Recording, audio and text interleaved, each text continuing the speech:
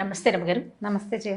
రమగారు, పిల్లలకి సంబంధించి వాళ్ళకి కొంచెం ఒంట్లో బాగోకపోయినా లేకపోతే బాగా చదువుకోవాలన్నా భయపడుతున్నా మనం రకరకాల మంత్రాలు లేకుంటే చదువుకోవాల్సిన ఏదైనా దేవుడికి సంబంధించిన ఒక 2 లైన్లు పద్యాలు అలాంటివి నేర్పిస్తూ ఉంటాము.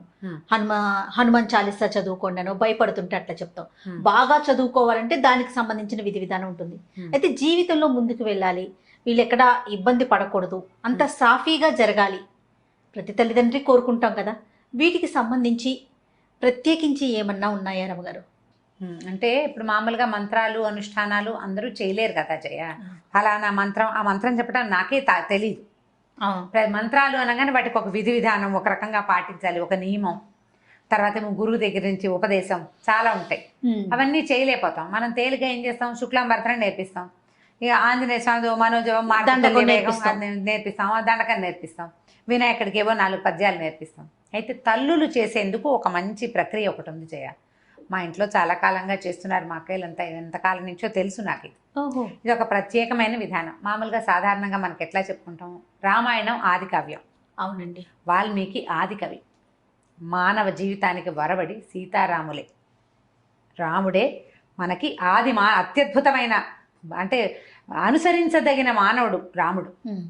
ఆయన తాలూకు ప్రతి విషయము మనం ఆచరణీయమే. అది మనకి ఆయన అన్నయ్యగా చాలా అద్భుతమైన వాడు, కుమారుడుగా చాలా అద్భుతమైన వాడు, భర్తగా పరమాద్భుతమైన వాడు, రాజుగా ఇప్పటికీ మనకి రామరాజ్యమే కావాలని కోరుకుంటాం. ఈ రాముని కథను రాసిన రామాయణమే మనకి ఆది కావ్యం, పరమ పవిత్రమైన గ్రంథం.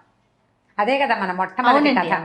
అయితే ఈ రామాయణంలోంచి కొన్ని శ్లోకాలని మనం చదువుకోవచ్చు. దీనికి గురూపదేశం అక్కర్లేదు, పెద్దగా నియమాలు ఏం లేవు. రోజువారీ దేవుడి దగ్గర దేవుడికి పెట్టుకుని ఏదో చదువుకుంటారు కదా, దేవుడికి పెట్టు చదువుకునే విధానం ఇంచుమించు చాలా ఇళ్లల్లో ఉంటుంది. పెద్దవాళ్ళ మా ఇళ్లలో లేదండి అంటారు, మా ఇంట్లో లేదండి. లేకపోయినా కూడా ఈ రోజుల్లో ఏం చేస్తున్నారు, ఇలా 4 మంచి చాగంటి వారివని, తర్వాత సామవేదం వారివని ప్రవచనాలు విని దీపం పెట్టుకోవాలని, దేవుడికంటూ ప్రత్యేకంగా ఒక గూడు పెట్టాలని, సాయంకాలం అయ్యేసరికి కాస్త ధూపం వేయాలని అందరూ నేర్చుకుంటున్నారు. రెండోది ఏంటంటే, మనం ఉన్న ప్రస్తుత పరిస్థితుల్లో బలవత్తరమైన దైవ సహాయం కావాలని ప్రతి వాళ్ళు కోరుకుంటారు. అది నేను పెద్దగా నమ్మను అని బయటికి చెప్పినా నమ్మకం అనేది లోపల భాగాల్లో ఉండేది, లోపల ఉంటుంది. అది ఎవరికి చెప్పక్కర్లేదు కూడా. అవును, నేను ఫలానా చేస్తాను, నేను మా ఇంట్లో దీపం పెట్టుకుంటాను, నేను రోజు దీపం పెడతాను అని ఎవరికైనా ఎందుకు చెప్పాలి? నేను అన్నం తింటాను అని చెప్పం కదా మనం. సహజంగా జరిగేది. దీపం పెట్టుకోవటము, దండం పెట్టుకోవటము కూడా అత్యంత సహజమైనవి. దండం పెట్టుకోవడం సహజం, దీపం పెట్టుకోవడం కూడా అలాగే, మరీ సహజం. అది అలాగే అయిపోయింది. ఇప్పుడు దీపం పెట్టుకోకపోయినా ఒట్టిగా ధూపం వెలిగించిన, అగరవత్తి వెలిగించి దేవుడి పటం, ఏదైనా ఒక రాముల వారి పటము, ఒక వెంకటేశ్వర స్వామి పటము లేని ఇల్లు ఉంటుందా? హిందువుల ఇళ్లలో ఉండదు. ఎవరో ఏదో ఒక స్వామి దేవాలయం ఖచ్చితంగా ఉంటుంది. ఓ బాబా గారని, ఒక వినాయకుడని, ఓ కృష్ణుడని, ఓ రాముల వారని, ఓ నరసింహస్వామిని, ప్రతిమైన ఉంటుంది. ఖచ్చితంగా ఒక్క దేవుడి ఫోటో అయినా ఉంటుంది. ఏ శుక్రవారమో శనివారమో ఎప్పుడో ఒకప్పుడు ఓ దండం పెడతాం. ఏదైనా భయం వేసినప్పుడు దేవుడా అని దండం పెట్టుకోవడానికి కూడా ఒక ప్రతిమ కావాలి మనకి. అవును. ఇట్లా ఎంతో కొంత చేసుకునేవాళ్ళు. దేవుడి కోసం ఏదైనా చేసుకోవాలి ప్రత్యేకంగా, పిల్లల భవిష్యత్తుకి బాగుండాలి అంటే రామాయణంలో కొంచెం ఒక ప్రత్యేకమైన ఘట్టంలో సీతాదేవి చెప్పిన 4 శ్లోకాలు చాలా అనుసరణీయమైనవి, ఆచరణీయమైనవి. సులువు, కష్టం ఏమి లేదు. శ్లోకాలు కష్టం కాదు. ఇది ఏ సందర్భంలో అమ్మవారు, ఇది సీతా అమ్మవారు చెప్పారో చెప్దాం. సుందరకాండ అంటే ఎప్పుడు, ఇది సీతా అన్వేషణప్పుడు ఆంజనేయ స్వామి తదితరులు బయలుదేరారు సీతాదేవిని అన్వేషిస్తూ. రావణాసురుడు సీతను తీసుకెళ్లిపోయాడు. రామలక్ష్మణులు ఇద్దరు కిష్కిందకు వచ్చి సుగ్రీవుడితో స్నేహం చేశారు. సుగ్రీవుడు వీళ్ళ సఖ్యానికి బదులుగా కొంతమంది వానరులను పంపించి సీతని వెతికిస్తానని చెప్పాడు. ఈ సీతాదేవిని వెతకడానికి బయలుదేరి 4 పక్కలకి భూమి 4 చెరగలా వెతుకుతూ ఒక సమూహం, ఆంజనేయ స్వామి, అంగదుడు, తర్వాత జాంబవంతుడు కలిసి ఉన్న సమూహం ఏమో సముద్ర తీరానికి వెళ్ళింది. అక్కడ వాళ్ళకి సంపాతి అనే ఒక గద్ద వల్ల, జటాయువు యొక్క అన్నయ్య ఆయన వల్ల సముద్ర లోపల ఉన్నటువంటి లంకలో ఒక స్త్రీని ఈయన తీసుకెళ్ళాడని తెలుసుకున్నారు. అక్కడి నుంచి ఏం చేశాడు ఆంజనేయ స్వామి, మిగిలిన వాళ్ళంతా మేము ఇది దూకగలము, దాటగలము అని ఒక్కొక్కళ్ళు చెప్తున్నారు. మేము ఇంత దూరం వెళ్ళగలం, సముద్రాన్ని దాటగలం ఒక గంతులో అంటే. ఆంజనేయ స్వామి నిశ్శబ్దంగా కూర్చుంటే ఈయన జాంబవంతుడు ఏం చెప్పాడంటే, మనందరికంటే కూడా ఎక్కువ శక్తిశాలి ఆంజనేయుడు, నువ్వు వెళ్ళగలవు అని. ఈయనకి ఈ కిష్కింద కాండలోనే ఇదంతా ఉంటుంది. సుందరకాండ స్టార్టింగ్ ఏంటంటే, ఆంజనేయ స్వామి తన శక్తిని జ్ఞాపకం చేసుకుని ఇక్కడి నుంచి ఎగిరి లంకానగర ప్రవేశం చేయటం. పూర్తిగా ఆంజనేయ స్వామి యొక్క తెలివితేటలు, ఆయన గొప్ప, ఆయన శక్తియుక్తులు, ఆయన యొక్క ఎంత ప్రభావాతిశయాలు కలిగిన వాడు, అవన్నీ కూడా మనకు సుందరకాండలో కనపడతాయి. ఈయన అక్కడికి వెళ్ళాడు, సముద్ర లంఘనం చేశాడు, లంకిడిని పడగొట్టాడు. అశోకవనంలో సీతాదేవిని చూసి ఇప్పుడు రాజును చూడాలి, ఈ లంకకి రాజు ఎవడో అతన్ని కలుసుకోవడం కోసం అశోకవనాన్ని ధ్వంసం చేసేసాడు. వాళ్ళు పట్టుకున్నారు. వచ్చిన వాళ్ళని కొంతమందిని సంహరించేశాడు. అక్షకుమారిని సంహరించి బ్రహ్మాస్త్రానికి కట్టుబడి, అది కూడా కేవలం బ్రహ్మయందు గౌరవం వల్ల, అంతేగాని బ్రహ్మాస్త్రాన్ని కూడా ఆయన కట్టుబడ్డు. ఆయన ప్రధాన లక్ష్యం ఏంటి? రాజును చూడాలి. బ్రహ్మాస్త్రానికి తల ఒగ్గి వెళ్ళాడు. వెళ్ళిన తర్వాత ఇది చెప్పాడు, మీరు సీతాదేవిని మాకు ఇచ్చేసేయి అని. రావణాసురుడు ఒప్పుకోవాలి, చంపేయమన్నాడు. అయితే దూతోన వచ్చే అని చెప్పాడు విభీషణ్. దూతను చంపకూడదు అంటే నిజం, చంపకూడదు. అయితే ఇది వచ్చిన దూత మానవుడు కాదు, వానరం. వానరానికి ప్రధానమైనది ఏమిటి? తోక. ఆ వాలానికి నిప్పెంటించండి, దీని రోగం కుదురుతుంది అన్నాడు ఆయన. ఈ వచ్చిన ఆంజనేయుణ్ణి ఒకడు సముద్రం మొత్తాన్ని లంఘించి 100 యోజనాలు దాటగలిగిన వానరం సామాన్యమైనది కాదన్న ఇంగితం పడలేదు రావణాసురుడు. వ్యామోహం అలాంటిది. వ్యామోహం, తన శక్తి మీద ఆయనకున్న అపారమైన విశ్వాసం, నమ్మకం, దాంతో తోకకి నిప్పంటించారు. ఈయన ఏం చేశాడు? తన తోకకి నిప్పంటితే ఊరుకోకుండా లంకకి నిప్పంటించాడు. ఎప్పుడైతే ఈ వచ్చిన కోతికి, అశోకనవనాన్ని పాడు చేసిన కోతికి తోకకి నిప్పంటించారని తెలిసిందో సీతాదేవి వెంటనే అగ్నిదేవుణ్ణి ప్రార్థించింది. ఇది ఎక్కడుందంటే సుందరకాండలో 53వ సర్గలో ఉంది. 28, 29, 30, 31 4 శ్లోకాలు. ఈవిడ ప్రార్థించింది అగ్నిదేవుణ్ణి. ఇది పిల్లలకి ఎట్లా కనెక్ట్ చేస్తారు అంటారు ప్రశ్న. ఇప్పుడు ఆవిడ అగ్నిదేవుడిని ఏమని ప్రార్థించిందంటే, ఆంజనేయుడు పట్ల చల్లగా ఉండు అని. అగ్ని దాహకత్వమే అతని లక్షణం, కాల్చటం ఆయన గుణం. అవునండి. ఒక వానరము తోక, దాని నిండా వెంట్రుకలుంటాయి. వీళ్ళేమో నూనెలో ముంచిన బట్టలను చుట్టారు. కాల్చకుండా ఉంటుందా? ఉండదు. అంత ప్రచండంగా కాల్చవలసిన అగ్నిని నా యొక్క పాతివ్రత్యం వల్ల నేను ఎలాంటి దాన్నో, నా గొప్ప, నా భర్త, నేను, మా లక్షణాలు, నన్ను కాపాడడానికి వచ్చినవాడు, నన్ను కాపాడాలని కంకణం కట్టుకున్న సుగ్రీవుడున్నాడు, ఇదంతా నిజమైతే నువ్వు అతనికి చల్లగా ఉండాలి అని చెప్పింది. రాముడి గురించి చెప్తుంది. యద్యస్తి పతి శుశ్రూష యద్యస్తి చరితం తపః యది చాస్యేకపత్నీత్వం శీతోభవ హనుమత అని. సీత కాదు, సీత మెలికశ.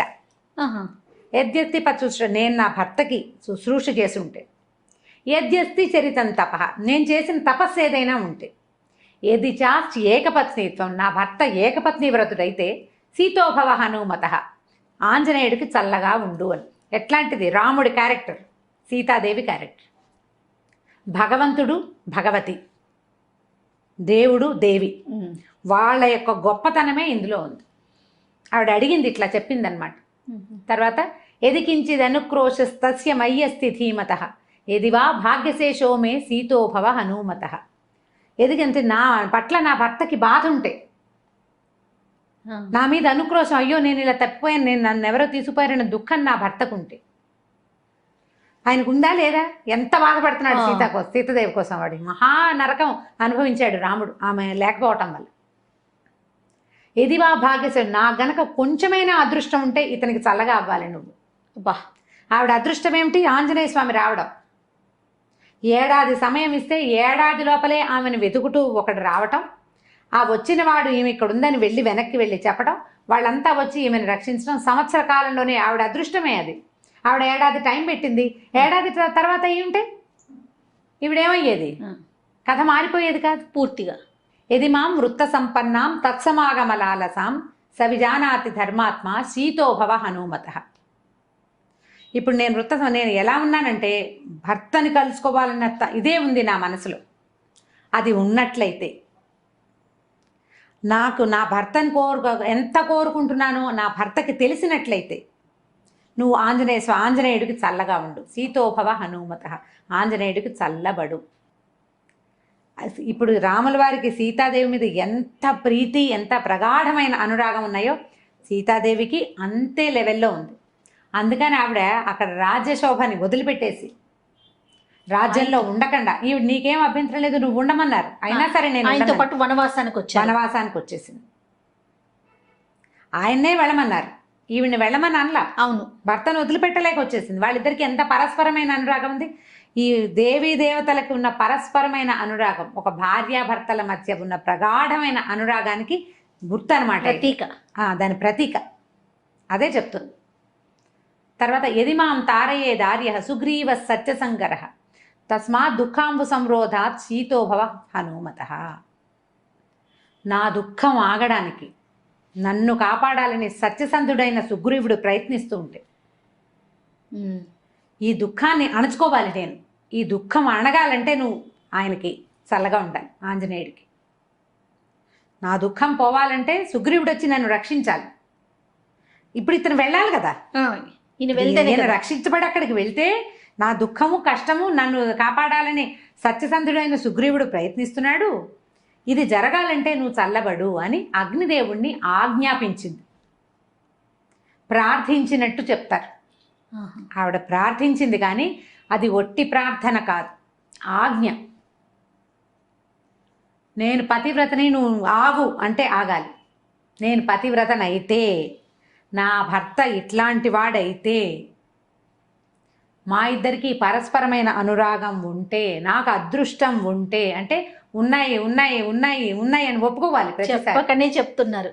ఇవన్నీ ఉంటే నువ్వు చల్లగా ఉండాలి అని ఆమె అగ్నిదేవుణ్ణి ప్రార్థిస్తే తోకకి చుట్టబడినటువంటి అంత అగ్ని సమూహం ఉన్నా లంకంతా కాల్చేశాడు కానీ ఆయనకి ఏమీ కాలేదు, కసుగంధ లేదు, చల్లగా ఉంది తోక. ఆయనకి మండుతున్న తోకని నీటిలో ముంచి చల్లార్చుకున్నారు కానీ బాధ ఏమీ లేదు, ఆయనకి చల్లగానే ఉంది. అగ్నిని ఆర్పారు కానీ బాధ కాదు. ఈ 4 శ్లోకాలని తల్లులు గనక చేసుకుంటే, ప్రత్యేకంగా కుమారులకు అని చెప్పబడింది కానీ సంతానం కోసం అమ్మాయిలు కానీ అబ్బాయిలు కానీ పిల్లల భవిష్యత్తు పట్ల వాళ్ళు ఎక్కడికైనా వెళ్తే అక్కడ ఏదైనా ప్రమాదాలు ఎదురవుతాయన్న భయం ఉన్నా, పిల్లల తాలూకు సెటిల్మెంట్ మీద మనకి భయాలు అవి ఉండి జాతకాల్లో ఇబ్బందులు ఉన్నాయని, లేకపోతే అవకాశాలు రావట్లేదని బాధలు అవి ఉన్నా కూడా ఇది అలవాటు చేసుకోవాలి. ఇన్నిసార్లు చదవాలన్న నియమం లేదు. నియమం పెట్టుకోవడానికి ఒక చిన్న పద్ధతి ఉంది, కావాలంటే చెప్తాను అది కూడా. రోజువారీ మనం చదువుకునే స్తోత్రాల్లో ఈ 4 శ్లోకాలు చదువుకోండి. చాలా సింపుల్. 53వ సర్గలో ఉన్నాయి. తప్పకుండా 28, 29, 30, 31 డిస్క్రిప్షన్ బాక్స్లో పెడదాం ఈసారి. లాస్ట్ టైం పెట్టలేదని అందరు అడిగారు. ఈ శ్లోకాలు 4 వితౌట్ మిస్టేక్స్ పెడదాం తప్పకుండా. సో ఇవి గనక చదువుకుంటే పిల్లల భవిష్యత్తుకి భయం ఉండదు, భద్రత ఉంటుంది. భగవంతుడు వాళ్ళ వెనకాల నిలబడి కాపాడతాడు. రామాయణంలో ప్రతి అక్షరము మంత్రమేనని చెప్తారు. ప్రతి శ్లోకానికి దానికి ప్రత్యేకమైన శక్తి ఉంది. ఈ 4 శ్లోకాలకి ఉన్న శక్తి ఏంటంటే కాల్చవలసిన అగ్ని చల్లబడిపోవటం. అగ్ని చల్లబడిపోయిందంటే చూడండి, ఇప్పుడు సీతాదేవి ఆంజనేయ స్వామి కోసం కోరింది, ఒక తల్లి కుమారుడు కోసం కోరింది. అట్లా మనం గనక మన పిల్లల కోసం కోరుకుంటే ఈ పని అవుతుంది. ఒకవేళ మనకి ఏదైనా ప్రత్యేకమైన సమస్య అలా ఉందనుకోండి, 40 రోజులు పెట్టుకోండి. అది ఎట్లా చేయాలంటే ఈ పిల్లల జన్మ నక్షత్రం నాడు మొదలుపెట్టి 40 రోజుల పాటు రోజుకి ఇన్నిసార్లు అని, అది మీరు 11 సార్లు పెట్టుకోవచ్చు, 21 సార్లు పెట్టుకోవచ్చు, 40 సార్లు కూడా పెట్టుకోవచ్చు. ఈ 40 రోజులు అయిన తర్వాత ఎక్కడైనా ఒక ఆంజనేయ స్వామి దేవాలయంలో పానకం చేయించటము, ఏ వడమాల వేయించటము, ఆకుపూజ చేయించటము, అట్లా ఏదైనా చేసుకోవచ్చు. నిత్యము ఇట్లా 40 సార్లు అట్లా ఎక్కువ సార్లు చేస్తున్నారనుకోండి, ఓ చిన్న గ్లాసు బల్ల పానకాన్ని నివేదనగా పెట్టండి ఆంజనేయ స్వామికి. చాలా ఫలితం లభిస్తుంది. వీటితో పాటుగా శ్రీరామనామాలు చదువుకోండి. ఇవి చదివాక శ్రీరామ జయరామ సీతారామ అట్లా తారక మంత్రాన్ని కనుక చదువుకుంటే ఎక్కువ సార్లు మంచి శాంతిగా ఉంటుంది, చాలా ఉపయోగపడుతుంది. ఇప్పుడు మనం ఎలా అంటే ఇలా ఏదైనా ఒక శ్లోకాన్ని ఒక స్తోత్రాన్ని సొంత విషయాల కోసం వాడుకోవచ్చా అని ప్రశ్న వస్తుంది సాధారణంగా. తప్పకుండా వాడుకోవచ్చండి. మహర్షులు మనకు అందించింది మన జీవితాలు బాగుపడటం కోసమే. ఇప్పుడు దుర్మార్గుడైన కుమారుని కాపాడాలని అలాంటి భావాలతో ఉన్నా కూడా పిల్లలకి సజావైన ప్రవర్తన. కరెక్ట్ రమ్మగారు. వాడు దుర్మార్గుడు, వాడు ఏదో చెడ్డ పని చేశాడు, వాడు రక్షించబడాలి, వాడు జైలు బాగా అయిపోకూడదు, ఏదో దొరికిపోకూడదు అని భావించి మీరు చదువుకుంటున్నారు అనుకోండి. అది కూడా తల్లుల ఇంటెన్షన్ ఏంటి, నా పిల్లాడు బాగుండాలని. బాగుపడతారు పిల్లలు. దుష్ప్రవర్తన ఉన్న పిల్లల కోసం కూడా ఇది తల్లులు గనక చేస్తే వాళ్ళ ప్రవర్తనలో కూడా మార్పులు వస్తే చాలా ఉపయోగపడుతుంది. మనకి పూర్వం నుంచి పెద్దవాళ్ళు చెప్తున్నదే రామాయణ అంతర్గత శ్లోకాలు ఇట్లా చాలా చోట్ల మనకు చెప్పబడతాయి. ఇది ఎక్సలెంట్గా పిల్లలకి సహాయకారిగా ఉంటుంది, తల్లులకి మనోధైర్యాన్ని ఇస్తుంది. ఆలోచించి చేసుకోండి నిదానంగా. చాలా అద్భుతమైన విషయం చెప్పారు రమ్మగారు. నమస్తే. నమస్తే చెయ్యి.